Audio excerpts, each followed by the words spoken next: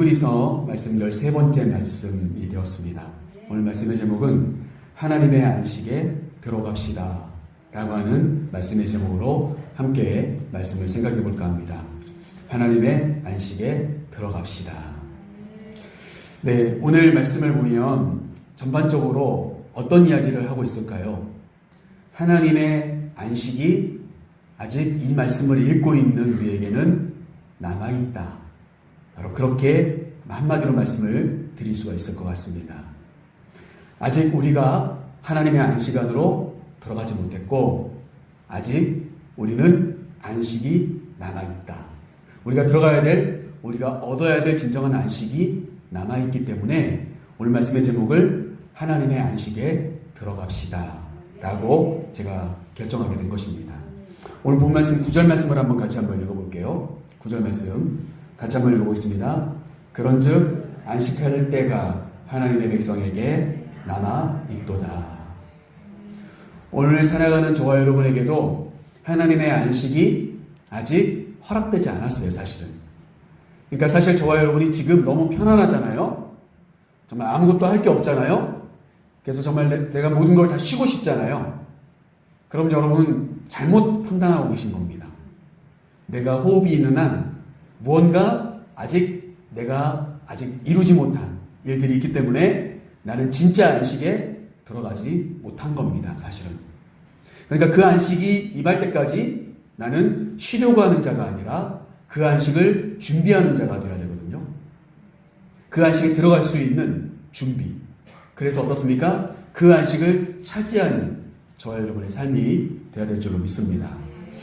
오늘 본 말씀을 한번 조금 정리해 보면서 하나하나 살펴보면서 오늘 말씀들을 하나하나 좀 생각해 보겠습니다. 먼저 8절 말씀을 우리 같이 한번 읽어볼게요. 8절 말씀입니다. 만일 여호수아가 그들에게 안식을 주었더라면 그 후에 다른 날을 말씀하지 아니하였으리라. 여러분 8절 말씀이 우리에게 소개하는 것이 크게 두 가지가 있습니다. 먼저 첫 번째는요, 여호수아가 그들에게 안식을 주었더라면 이렇게 이야기합니다. 여러분 성경 말씀을 좀 아시는 분들이라면 다 아시죠? 이스라엘 백성들이 출애굽한 이유가 뭐였습니까? 가나안 땅에 들어가기 위해서였죠.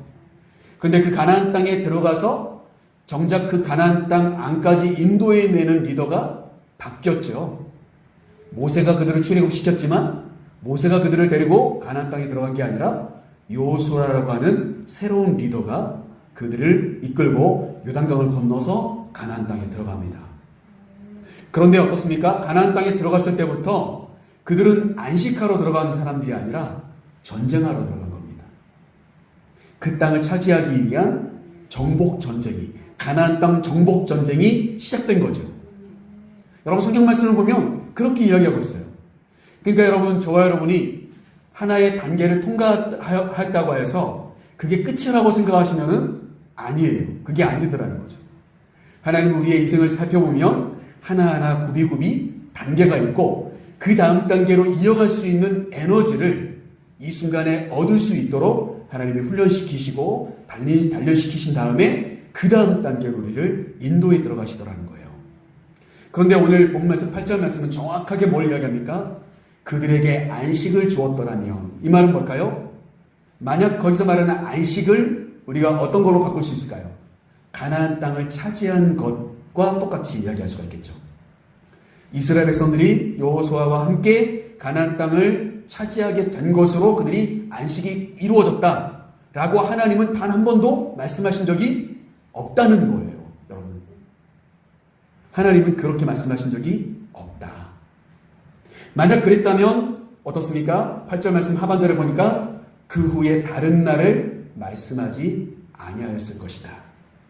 그게 끝이었다면, 그게 만약에 안식이 이루어지는 순간이었다면 가나안 땅을 다 차지하고 났을 때 하나님이 더 이상 이스라엘 백성들에게 뭔가 하라고 말씀하시지 않았을 것이라는 거예요. 여러분 아마 우리 지도제일교회도 올해로 49년째잖아요. 돌아보면 교회 안에서도 어떠한 단계들이 있었을 거예요. 시작할 때부터 출발하여서 어떠한 시기들이 있어서 교회가 성장하는 단계들도 있었고, 또 또 많은 이들이 이곳에서 여러 가지 사회적인 환경과 이런 변화들 때문에 또 다른 곳으로 이사하는 분들이나 또 돌아가신 분들이나 이런 어떤 과정들을 통하여서 우리와 함께 신앙생활을 했던 많은 분들이 점점 떠나가게 되고, 그러면서 어떨까요? 여기에 남아있는 우리가 있게 되고, 그러면서 남아있는 우리가 뭔가 좀 해보려고 딱 다시 그 다음 단계를 이어가려고 몸부림쳐보기도 하고, 같이 기도도 해보고 예물도 모아서 여러 가지 일들을 하나님의 사업도 해보고 막 이런 단계들이 있으셨을 거예요. 그렇지 않고 49년이 흘러오진 않았을 거란 말이죠. 그 단계들 속에서 여러분 각각 어느 부분을 어떻게 느끼느냐에 따라서 어떨까요? 내가 생각하는 믿음 생활은 이런 건가 보다, 우리 교회를 향한 하나님의 뜻은 이런 건가였나 보다, 이렇게 우리가 단정 지을 수가 있단 말이에요. 그런데 하나님은 결코 멈춰 계시는 하나님이 아니십니다. 하나님은 우리에게 네가 이제 영원한 안식에 들어왔어, 너는 이제 쉬어라 라고 말씀하시기 전까지는 반드시 하나님은 어떨까요? 움직이고 계시는 하나님, 역사하시는 하나님이세요. 그러면 우리는 그 하나님과 함께 동행하려면 어떻게 해야 될까요? 우리도 동일하게 역사하는 일에 함께 참여하는 자들이 되어야 되겠죠. 여러분, 그리고 나서 그 모든 일들이 끝나면 어떨까요? 진짜 하나님의 안식이 임하면 진짜 이제는 쉬어라 하는 때가 오실 거라는 거예요. 오늘 말씀은 그걸 이야기하고 있는 거예요. 여러분, 사랑하는 우리 지도교회 모든 성도 여러분, 저와 여러분의 인생의 삶이 돌아보면 수고하며 땀 흘리는 것이 연속입니다. 사실은 그렇게 많이 쉬지 못하셨을 거예요. 더더군다나 연세가 많으실수록 환경이 열악하고 시대가 정말 어수선하여서 쉬지 못하고 항상 마음 한켠에 조바심과 성공에 대한 갈망이 항상 있으셨을 거예요. 그리고 그것을 하나 내가 이뤘다고 하여서 끝은 아니더라는 거죠. 또 다른 시대가 열리고 또 다른 일들이 벌어지더라는 거예요. 그리고 어떻습니까? 이제는 내가 이루지 못한 것들을 누군가가 이루어졌으면 좋겠는데 그 누군가가 우리의 자녀들이 된 거죠. 그러니까 어떻게 됩니까? 이제는 나의 꿈이 아니라 내 자녀들에 대한 꿈과 소망으로 넘쳐나고 계실 거예요. 그런데 여러분, 한 가지 분명한 것은 이 자리에 계시는 성도님들 모두가 연세 불문하고 성별 불문하고 여러분들 이 자리에 앉아 계신다는 것만으로 안식에 들어가신 것은 아니라는 사실입니다. 뭔가 하나님의 사역에 함께 이루어야 될 일들이 있는 분들이 여기에 다 그대로 남아 있으신 거예요. 안 그러면 하나님이 어떨까요? 영원한 쉼으로 우리를 초대할 거예요. 이따가도 또 말씀을 드리기 때문에 여러분 그 사실을 오늘 본문을 통해서 우리가 깨닫게 되는 겁니다. 결국 어떻습니까? 8절 말씀은 두 가지를 소개해 주는데, 이 땅 가운데 속한 안식은 어떻습니까? 가나안 땅을 정복하는 것이 될지 몰라요. 눈으로 보이는 가나안 땅을 차지하고 들어가는 것이 안식이라고 착각할 수가 있어요. 그런데 그것은 어떤 것입니까? 이 땅 가운데 속해 있는 안식입니다. 땅에 속한 안식. 그럼 어떨까요? 우리는 하나님의 백성이잖아요. 그러니까 우리는 땅에 속한 안식에 머물러 있는 게 아니라 하나님 나라의 안식에 들어가기까지 움직이는, 역사하시는 하나님과 함께 움직이며 사역하며 하나님과 함께 호흡하는 자들이 되어야 될 줄로 믿는 것입니다. 자, 그렇다면 말씀을 한번 이어가 보겠습니다. 자, 10절 말씀을 한번 보시죠. 우리 10절 말씀 우리 같이 한번 읽어보겠습니다. 10절 같이 읽겠습니다. 이미 그의 안식에 들어간 자는 하나님이 자기의 일을 쉬심과 같이 그도 자기의 일을 쉬느니라.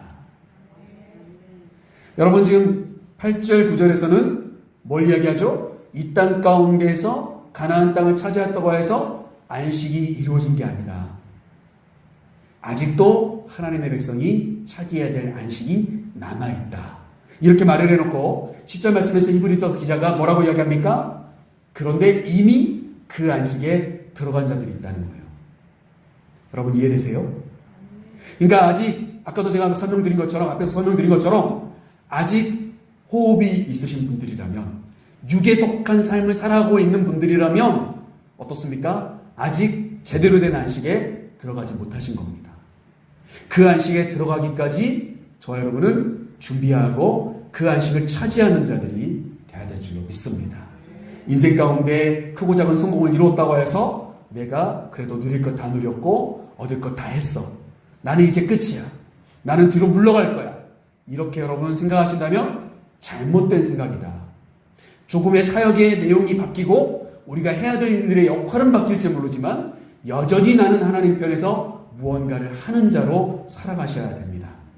그럴 때 어떨까요? 진짜 제대로 된 안식에 들어가셔서 쉼을 누릴 때가 찾아올 것이다. 그게 바로 방금 우리가 읽은 10절 말씀에 나온 표현입니다. 여러분 10절 말씀에 보면 이렇게 나오죠. 그의 안식에 들어간 자가 있어요. 그의 안식에 들어간 자. 그 말은 다른 말로 바꾸면 어떤 이야기일까요? 이미 죽음이라는 것을 통하여 영원히 하나님 앞에 간 자들. 여러분 그렇게 됐을 때 그곳에서는 뭐 할까요? 그곳에서는 고통도 수고도 그리고 근심과 염려와 걱정을 할 이유가 전혀 없는 겁니다. 그곳에서는 오직 하나님만 찬양하고 하나님과 함께 머무르면 되는 진정한 안식이 열리게 된다. 그게 바로 히브리서 기자가 우리 소망 가운데 주는 진짜 제대로 된 안식이에요. 10절 말씀의 표현대로 나오면 이렇게 합니다. 하나님이 쉬신 것과 같이 그들도 자기 일을 쉬느니라. 여러분 우리의 모든 수고가 끝날 날이 올 거예요. 분명히. 그런데 그 오는 날 하나님과 함께 쉼을 누리시는 자들이 되셔야죠. 괜히 꺼지지 않는 불 가운데. 여러분 우리가 앞장 말씀에서 함께 나누지 않았습니까? 여러분 타들어가는데 구더기 한 마리도 죽지 않아요. 불꽃은 활활 타오르는데 어떤 것 하나도 죽지 않습니다. 여러분 우리가 새벽 시간에 마가복음 말씀을 통해서 우리가 함께 나눴던 이야기예요. 예수님께서 말씀하셨던 정말 이 천국과 지옥에 대한 말씀을 하시면서 예수님께서 하셨던 십자가를 앞두고 하셨던 주님의 말씀 가운데 있는 말씀입니다. 정말 타들어가는 유황불 같은 것이 있는데 구더기 한 마리도 죽지 않습니다. 그 말은 뭘까요? 끈질기게 그 뜨거운 고통을 다 감수해야 되는 그 장소에 들어가면 여러분 그건 안식이 아닙니다. 말 그대로 지옥이에요. 저 여러분 모두는 하나님과 함께 동행하며 하나님의 일에 수고할 줄 아는 자들이 되셔서 끝까지 이 믿음의 경주를 잘 마치시고 영원한 안식의 주인공들이 다 되시기를 주님의 이름으로 간절히 축복합니다. 여러분 그렇다면 과연 그 안식에 들어가기 위해 우린 무엇을 해야 될까요? 여러분 그것이 이제 오늘 말씀 마지막 부분에 우리가 함께 나누어야 될 이야기들입니다. 여러분 먼저 11절 말씀을 같이 한번 읽어볼게요. 같이 읽겠습니다. 11절입니다. 그러므로 우리가 저 안식에 들어가기를 힘쓸지니 이는 누구든지 저 순종하지 아니하는 본에 빠지지 않게 하려 함이라. 말이 되게 어려워 보이는데 아주 쉽게 설명드린다면 앞쪽에 나왔던 모델이 있다는 거예요. 순종하지 않아서 그 안식에 들어가지 못했던 모델이 있다. 그들이 누구입니까? 출애굽했던 이스라엘 백성들 중에 광야에서 다 죽게 된 사람들. 땅에 속한 안식도 들어가지 못했고 영에 속한 안식에도 그들이 들어갈 수 없었어요. 왜요? 순종하지 않아서. 여러분 결국 저와 여러분이 저 영원한 안식에 진짜 들어가서 진짜 하나님께서 저와 여러분을 기쁘게 맞아주시면서 잘하였도다. 착하고 충성된 종아, 네가 작은 일에 충성하였으니 내 잔치에 참여할지어라. 그렇게 하나님께서 말씀하시는 그 음성 들으셔야 되잖아요. 우리의 땀을 닦아주시고 우리의 눈물을 닦아주시는 그 주님의 품 안에 안기셔야 되잖아요. 그게 진짜 안식이지. 이 땅 가운데 애쓰고 땀 흘리고 수고해서 정말 잘 살았어요. 떵떵거리고 잘 살았단 말이에요. 그런데 어떻습니까? 그 인생의 끝에서는 안식이 아니라 지옥에 들어가서 영원히 꺼지지 않는 불 가운데 여러분 들어간다 생각해 보세요. 그것보다 불행한 인생이 어디 있습니까? 이 땅 가운데서도 불행했지만 그때도 쉬지 못하는 거예요. 아우성 치는 거죠. 여러분 그러한 인생이 돼서는 안 되잖아요. 그런데 그 키포인트가 어디에 있습니까? 그 키포인트 그것이 뭡니까? 11절 말씀에 나와 있는 것처럼 순종입니다. 순종. 그러니까 누구든지 다 들어갈 수가 있어요. 근데 그 누구든지 속에 어떤 기준이요? 순종. 순종하는 자는 누구든지 하나님 나라에 들어가게 된다. 영원한 안식의 주인공이 될 것이다. 그러니까 11절 말씀에 뭐라고 이야기합니까? 그러므로 우리가 저 안식에 들어가기를 힘쓸지니. 여러분, 이 땅 가운데서도 수고하고 어렵고 힘든 삶은 누구나 다 똑같습니다. 그런데도 이 땅 가운데서도 마음에 안식이 있는 사람들이 있어요. 평안이 있는 사람들이 있다는 거죠. 그건 누가 줍니까? 내가 그 평안을 갖고 있지 않아요. 내 안엔 평안할 것이 하나도 없지만 나에게 평안을 주시는 분이 있단 말이에요. 그 하나님의 평안을 이 땅 가운데서도 누리시고, 그리고 바라기는 저 여러분 모두가 순종하는 삶을 살아가셔서 저 안식에 들어가기를 힘쓰는, 그러니까 이 말은 뭘까요? 누가 조금 더 하나님의 말씀에 순종할 것인가, 이 말입니다. 우리의 믿음의 경주는 다른 데 있는 게 아니에요. 우리가 누군가가 좀 더 잘 믿을 것인가, 누가 조금 더 하나님의 말씀에 순종할 것인가, 이 믿음의 경주를 우리가 하고 있는 겁니다. 그래서 조금 더 순종하는 자들이 될 때 저 안식에 들어가기를 힘쓰는 자의 모습이다. 그렇게 오늘 말씀하고 있는 것이죠. 사랑하는 성도 여러분, 바라기는 저 여러분이 많은 경쟁들을 하고 살아가요. 이 세상 가운데.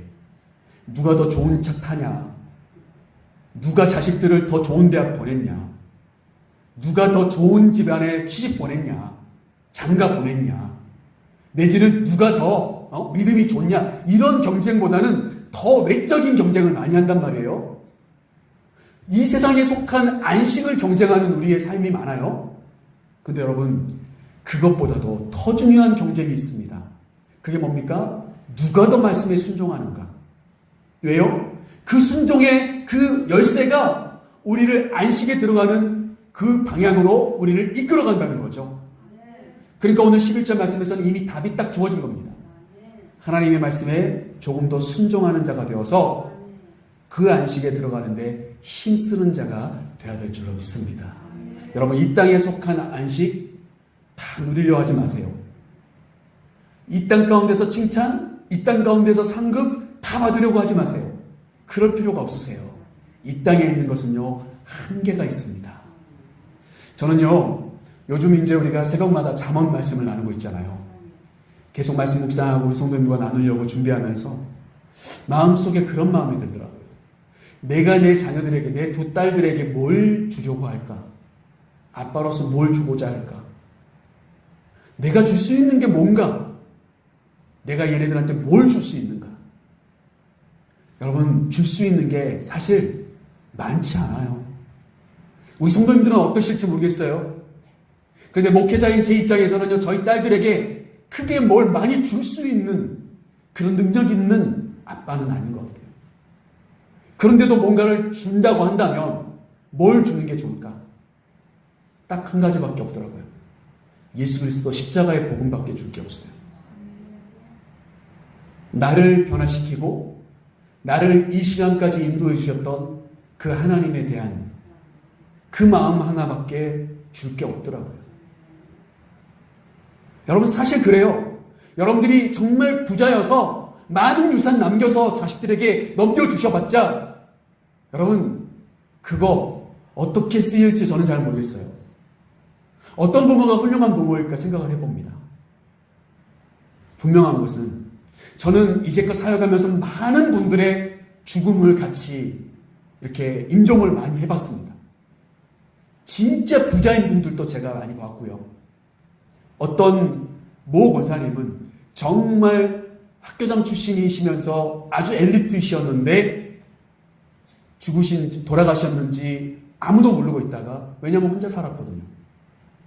자식들 너무 성공해가지고 다 미국에 가 있고, 그리고 혼자 여기 사셨거든요. 근데 그 아파트, 고급 아파트지만 혼자 사셨지만 돌아가셨는데 아무도 발견 못했어요. 처음에. 나중에 우체부가, 경비원이 같이 이야기하다가 며칠 동안 안 보이시더라. 우편물이 그대로 꽂혀 있으니까. 그런 이야기 하다가 이제 경비실이 워낙 좋으니까 밑에서 호수만 누르면 막 연결되는 데 있지 않습니까? 그런 데였어요. 그래서 이제 그렇게 연락을 했다가 돌아가신 걸 그제서야 한 거예요. 며칠 되셨는지 몰라요. 저는 참 그래요.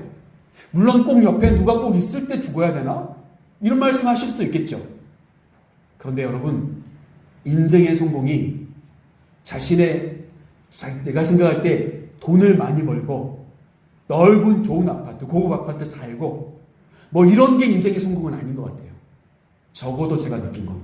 이제까지 사역해오면서 많은 분들의 인정을 받지만 여러분, 분명한 것은 우리가 잘 살기도 해야 되겠지만 잘 죽고 바르게 죽고 그리고 그 죽음이 끝이 아니라 하나님의 안식에 들어가는 영원한 출발점이 되셔야 되지 않겠습니까? 여러분, 우리의 믿음의 경주가 분명히 확실해야 합니다. 여러분, 그것이 오늘 11절 말씀에 나와 있는 것처럼 저 순종하지 아니한 본에 빠지지 않게 하려 함이라. 믿음 없이 살아가다가 안식에 들어가지 못한 사람들을 본받지 말라는 거예요. 믿음으로 살아가는 자들을 본받으란 말이에요. 자, 그렇다면 그 믿음에 순종해야 되는 그 기준은 어디에 있습니까? 그게 바로 우리가 아주 유명한 말씀이죠. 오늘 본 말씀 12절 말씀부터 나오는 말씀입니다. 우리 12절 말씀만 우리 같이 한번 읽어볼게요. 12절 같이 읽겠습니다.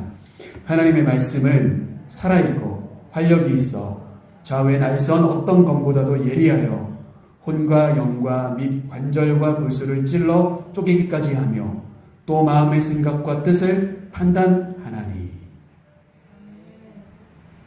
여러분, 사실 이 말씀이 여러분들은 아멘을 아주 쉽게 하셨지만 참 어려운 말입니다.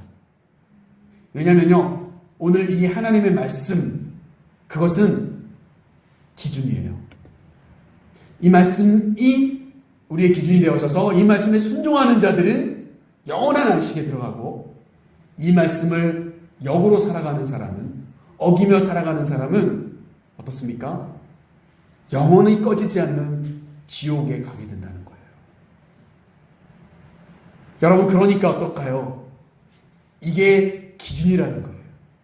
근데 여기 12절 말씀을 우리가 잠깐 살펴보면 이렇습니다. 하나님의 말씀의 특징을 크게 4가지 정도로 정리해보면 이렇습니다. 먼저는 살아있다는 거예요. 여러분, 저는 이 말씀에 100% 믿음이 갑니다. 왜냐하면 하나님의 말씀이 그냥 문자로만 남아있다면 저는 여러분들 앞에서 어떠한 말씀도 전할 게 없을 것 같아요. 그런데 말씀은요, 읽고 또 읽고 또 읽어봐도 또 새로운 게 나오고 또 다른 생각이 들고 또 다른 나의 삶을 찔러내는, 진짜 말씀은요 살아있어요. 예전에 말씀하셨던 그 하나님의 말씀을 지금 우리가 읽어도 그 하나님의 말씀은 여전히 유효해요. 하나님의 말씀은요 정말 1.1핵도 버릴 것이 없어요. 어떤 것 하나가 소홀할 게 없어요. 하나님의 말씀은 정말 살아있습니다. 두 번째로 보면 하나님의 말씀은 살아있을 뿐만 아니라 활력이 있다고 했어요. 그냥 단순히 호응만 하고 있는 수준이 아니라 활력이 있대요. 무빙이 있다는 거예요. 역동성이 있다는 겁니다. 역동성. 그러니까 진짜 활어를 탁 끌어올리면 막 팔딱팔딱 뛰지 않습니까? 그 모습과 하나님의 말씀은 똑같다는 거예요. 누가 그 말씀을 끌어올리느냐가 중요해요. 내 그물에 걸렸느냐가 중요한 거죠. 어떤 분들에게는 그냥 지나치는 말씀들이 많이 있을 수가 있어요. 그런데 어떤 분들에게 그 말씀이요, 나를 엄청나게 큰 소용돌이로 몰아들어가는 말씀일 수가 있어요. 말씀은요, 활력이 있다는 거예요. 그냥 단순히 펄떡펄떡 뛰고 살아있을 거야, 막연히 그냥 살아있을 거야, 이런 수준이 아니더라는 거예요. 말씀은 어때요? 오늘도 이 자리에서 저와 여러분이 하나님의 말씀을 함께 나누면서 저와 여러분 이렇게 앉아 계시는 공간마다 성령이 오늘도 말씀을 통하여서 막 소용돌이 치며 물결 치며 들어가는 그러한 말씀, 모습들을 여러분 상상해 보십시오. 그러한 말씀에 활력이 있다. 바로 그것이 하나님의 말씀이더라. 자, 세 번째로는요, 한마디로 정리해 보면 세 번째는 하나님의 말씀은 예리하더라. 이렇게 이야기할 수가 있습니다. 오늘 제가 지금 그 동사들만 지금 딱 꺼내고 있습니다. 살아있고 활력이 있어 예리하여. 그렇죠? 세 번째 동사가 바로 예리하다는. 오늘 여기서 히브리서 기자는 뭐와 이걸 비교하고 있습니까? 칼과 비교하고 있습니다. 그런데 그냥 어떤 회 뜨는 사시미가 아니라, 그쵸? 아이들 뭐 오려내는 그런, 예? 무슨 작업용 칼이 아니라 뭐라고요? 검이래요, 검. 여러분, 검을 뽑았다라고 했을 때는 뭐 할 때 빼겠습니까? 이 검을 빼는 사람이 누구겠습니까? 검투사죠. 장군이 칼을 꺼내는 거예요. 이 검을 그냥 아무나 꺼내는 게 아니고 싸울 줄 아는 사람의 손에 쥐어져 있는 예리한 검으로 하나님의 말씀을 설명하고 있어요. 하나님의 말씀이요, 때로는 굉장히 정말 우리가 이 말씀이 좀 지루합니다. 그리고 이 말씀이 나와 좀 무관하게 느껴집니다. 왜 그럴까요? 그 검을 잘못 꺼내어서 그렇습니다. 꺼낼 만한 사람이 잘 꺼내야 되는데 연마하지 않은 그저 그런 꺼내고 보니까 검이 아니라 그저 아이들 장난감 칼 같은 걸 꺼낸 것 같이, 그러면 어떨까요? 무디고, 그리고 이건 장난인 거죠. 시시한 거예요. 그런데 어떻습니까? 정말 장군이 싸우기 위해서 검을 꺼내었을 때는 그것은 어떨까요? 사생결단을 하는, 그렇죠? 전쟁을 하기 위한 그의 검을 꺼내는 모습이라는 거예요. 예리하다는 겁니다. 그저 이렇게 스치기만 하여도 목이 댕강 부러질 수 있어요. 피가 솟구치고 죽음이 찾아올 수 있을 만큼, 그만큼 예리한 그런 검을 오늘 말씀에 비유하고 있습니다. 그런데 이 검이 어떻습니까? 얼마나 예리하면 혼과 영을 찔러요. 여러분, 여기서 혼이 보입니까? 영이 보이십니까? 여러분, 우리가 가끔 힘든 일이 이렇게 딱 우리가 겪게 되면 아이고 혼났네. 근데 진짜 혼나시면은 그 말도 못하고 끝나시는 거죠. 혼이 보이지 않습니다. 영이 보이지 않습니다. 그런데 이 말씀은 어떻습니까? 영과 혼을 찔러요. 그 말은 뭘까요? 눈에 보이지 않는 것까지도 이 말씀이 자극하고, 이 말씀이 도려내고 찌르고, 우리 눈이 보이지 않는 우리의 영과 혼이 말씀 앞에, 우리가 그 말씀 앞에 설 때마다 그 말씀이 우리의 영과 혼, 눈에 보이지 않는 것들까지도 예리하게 찔러낸다는 거예요. 반대로 어떻습니까? 그 다음에 이어지는 말씀은 관절과 골수 이렇게 나와 있습니다. 이건 어떨까요? 보이죠? 이건 볼 수 있는 겁니다. 관절과 골수. 그러니까 한마디로 말하면 이 말씀 자체는 우리의 사람이 생각하는 어떤 그런 생각, 또 우리가 눈에 보이지 않는 것, 눈에 보이는 것 할 것 없이 말씀의 역사는 그렇게 예리하게 그 모든 것들을 다스리고 그리고 찔러내더라. 그게 바로 이 말씀이 얼마만큼 예리한지를 우리에게 이야기해 줍니다. 그러면 마지막 네 번째, 이 검은 어떤 모습일까요? 이 말씀은 어떤 모습일까요? 말씀은 판단한다는 거예요. 판단한다. 그게 바로 오늘 12절 말씀 맨 마지막에 나오는 표현이죠. 마음의 생각, 뜻을 판단하나니. 저는요, 병원에 그렇게 친한 사람이 아닌데 병원에 저도 한번 들어가 봤어요. 뭐 여러분들 CT나 MRI나 이런 것도 찍어보셨죠?